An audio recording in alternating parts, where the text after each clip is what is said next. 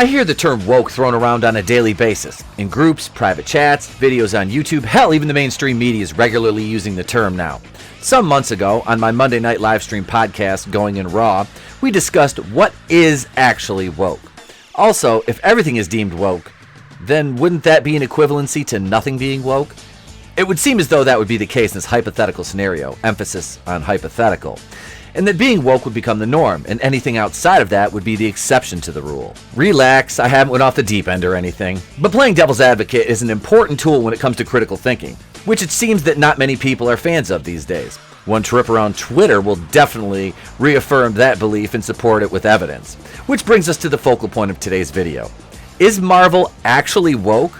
Or have we just grown so used to seeing the roles portrayed by the same actors that this shift in paradigm seems to be an upheaval in ideology? There are two distinct schools of thought on this topic, and I'll touch briefly on them both over the next few minutes. The majority of the MCU has focused on a certain sect of heroes, chosen and cast specifically by Kevin Feige and company, and they have become beloved in the zeitgeist, albeit with a few exceptions. We've had Cap, Thor, Iron Man, Hawkeye, Doctor Strange, Black Widow, Scarlet Witch, the Guardians of the Galaxy, Ant-Man and the Wasp, War Machine, Captain Marvel, and Spider-Man, just to name a few, because others probably have slipped my mind. The point is that for the most part, the human heroes have been predominantly white males, which by 2021 standards is problematic and needs immediate attention and course correction, which is exactly where the MCU is moving in Phase 4 and beyond in all likelihood.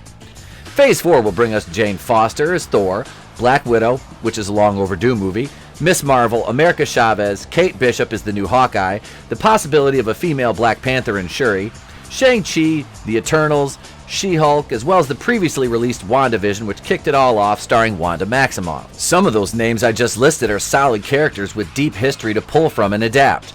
Others are simply hollow husks of characters that are less than 10 years old and were poorly received in their comic book form, yet they choose to adapt them anyway, simply because they check the correct box by all accounts.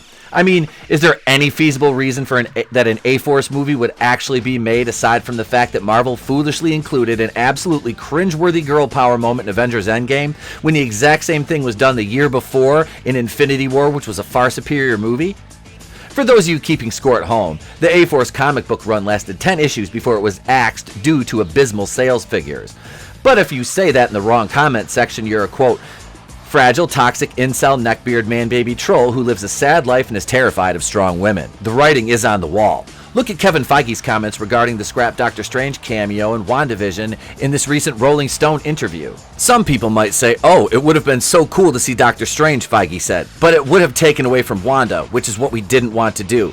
We didn't want the end of the show to be commoditized to go to the next movie. Here's the white guy, let me show you how your power works. There it is, in black and white for all to see. Feige was worried about Doctor Strange mansplaining to Wanda about her powers. Yet we're supposed to buy that WandaVision is a direct tie-in to the Multiverse of Madness, simply because Wanda and Doctor Strange are both magic wielders and Feige said so. I understand the need for new characters, and I think that a lot of the problem with the upcoming slate and some of the older MCU fan base's reluctance to accept the changing of the guard is the way that Marvel is going about it, as well as the vitriol you receive for simply saying, I'm not interested in that movie or this show. Because the MCU stands take it as a personal attack if you so much as dare to denigrate any of these stunning and brave new characters. But let's be honest here. As I said before, it's all in the presentation. Marvel spent 13 years building up the MCU, making us invest in these characters, fall in love with them and their struggles as well as their triumphs. Then you simply wipe the slate clean with a few exceptions and say, love these now. To me, that's not woke. It's simply bad marketing practices. And that's not me saying that the MCU isn't going woke, or turning into the MCU as some have dubbed it, because that is clearly happening to a certain extent. But I caution you moving forward that saying being inclusive is akin to wokeness, because it isn't. The ham-fisted writing, the presentation and marketing, plus comments from the creatives and talent are what gives off the woke vibes. But what do I know?